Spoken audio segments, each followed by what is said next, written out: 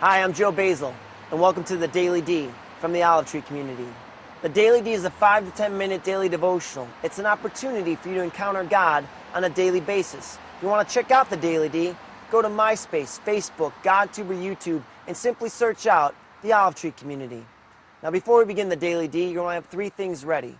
One, you want to have a Bible, preferably a study Bible, so you can have your questions answered when you're doing the Daily D on your own.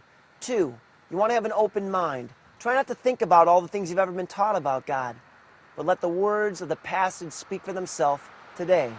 Three, you want to have a soft heart. Before you begin this video, say a short prayer. Ask God to reveal Himself to you, and I'm confident He'll do just that. If you seek Him, you'll find Him. Today, we are continuing on in John, chapter 5, verse 16. Now, as we read this passage together, you're going to want to be thinking about three things. One, you want to be thinking about what is God like here in this passage. He's happy, He's sad, He's strong, He's powerful, He's faithful, He's gracious. Whatever it is, determine what God is like.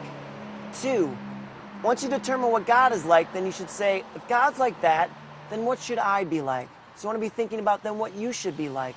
And then three, you want to find the verse that's really speaking to your heart today, whatever passage that is. Well, let's begin. John chapter 5, verse 16. So, because Jesus was doing these things on the Sabbath, the Jews persecuted Him. Doing what things? Well, you'd have to look at the Daily D from the day before, or just look at the passage before. The things that He was doing is He was healing a man who had been crippled. Jesus told him to pick up his mat and walk, and it was illegal to be carrying any kind of thing or doing any kind of work on the Sabbath. And so they were angry with Jesus that He was healing on the Sabbath, which is the day of rest. He shouldn't be healing anyone, the Jews were saying, that he should be resting on the Sabbath. Jesus said to them, "My Father is always at His work to this very day, and I, too, am working." Jesus is drawing a parallel to Him and God, saying, yes, the resting on the Sabbath is true for all human beings. This is true for all people. But God, the Father, Abba, He's always at work. He never rests. I too am God. I never rest. And this is what He's saying. So I too am working. I can, because I am God. For this reason, the Jews tried all the harder to kill Him. Not only was He breaking the Sabbath, but He was even calling God His own Father, making Himself equal with God. It's very interesting, as a lot of people said, well, Jesus never claimed to be God, and that His hearers never thought that He was saying He was God. It doesn't get any clearer than this passage, that the very reason people were trying to kill Him is that He was making Himself equal with God, that He was God. There are many instances that the people who heard Jesus very clearly heard Him as saying that He is God, and they wanted to kill Him for such words. So don't let anybody ever tell you that the Bible doesn't say that Jesus, He never claimed to be God. So many times did He claim to be God. Verse 19, Jesus gave them this answer, "I tell you the truth, the Son can do nothing by Himself. He can do only what He sees His Father doing, because whatever the Father does, the Son also does. For the Father loves the Son and shows Him all He does.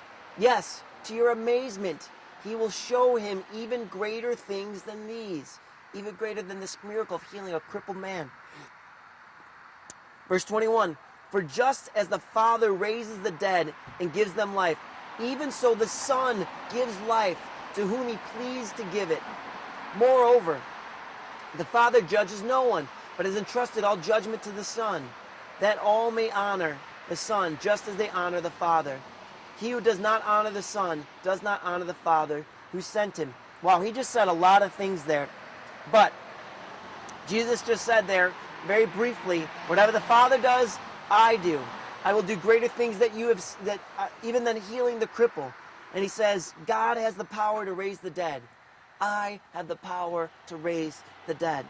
And then He says, the Father entrusts no one, the Father judges no one, but he entrusts that judgment to the Son, so that people will honor the Son as they honor the Father. Basically what Jesus is saying, later on he says, no one comes to the Father except through me.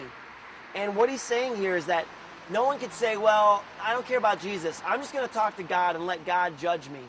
Unfortunately, that's not an option.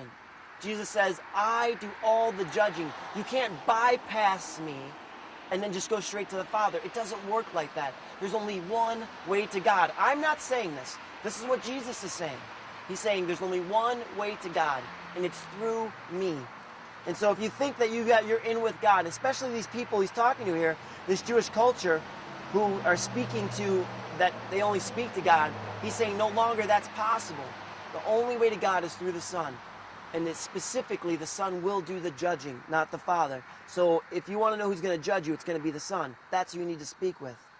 Verse 24, I tell you the truth. Whoever hears my word and believes him who sent me has eternal life and will not be condemned. He has crossed over from death to life. I tell you the truth. A time is coming and has now come when the dead will hear the voice of the Son of God, and those who hear will live. For as the Father has life in himself, so he has granted the Son to have life in himself. And he has given him authority to judge, because he is the Son of Man. So we see Jesus reiterating some of the same points. That he has the same power as the Father. The power to cross from death to life. That he gives life. He's talking about that the Son will raise the dead. That the Father is life in himself. And that the Son has the power of life in himself. And again, the authority to judge has been given to the Son. So he reiterates the same points. Verse 28. Do not be amazed at this, for a time is coming when all who are in their graves will hear his voice and come out. Those who have done good will rise to live. Those who have done evil will rise to be condemned. By myself I can do nothing. I judge only as I hear, and my judgment is just, for I seek not to please myself, but him who sent me. It's interesting is that some people read these passages and say, well, if I'm just good, then I'll be fine. Because he says, those who have done good will rise to life, and those who have done evil will rise to death. And it's interesting is because good is a very relative term. What does he mean by that? What is the good he's speaking of? Well, he's saying that eternal life comes from belief. So the one real good deed you could do would be to believe. And so he's not contradicting himself at all. He's calling belief in the Son is good. He's saying, you want to be good? That's what it means to be good. It's believing in him. That is the good act that we can do. And we'll have eternal life if we do that. All right. We'll take a minute, pause this video, and I want you to think about those three things. What is God like here in this passage? What should I be like here in this passage? And what verse is speaking to me? I'm going to do the same, and we'll come back together in a few minutes.